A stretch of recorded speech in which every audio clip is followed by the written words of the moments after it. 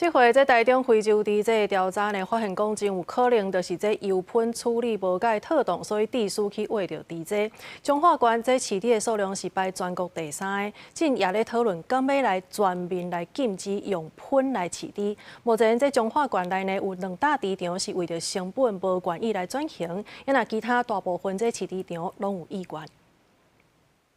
中央公布台中非洲猪这疫调结果，推测这边逼出疫情，真有可能是油喷处理出问题，才会互猪仔喂着非洲猪这。敢要全面禁止用油喷饲猪，阁正做大家关心的议题。饲猪数量排全国第3的中华县有33场的饲猪场用喷来饲猪，目前大部分拢愿意转型改食饲料，但是有2场想要继续用喷饲猪。像目前调查是有2场是表示他们还要继续使用厨余的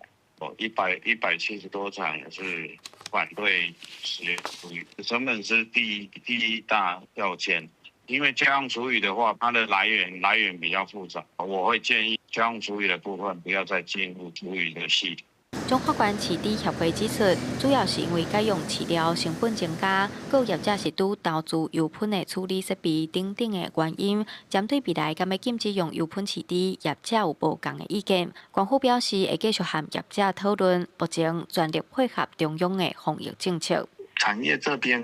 对于禁养厨余的声音也是很多啦，那也有他们各自的立场。当然，我们整个环境是全国性的，也是以中央禁用厨余的政策为我们主要一个防疫的未来防疫的一个政策。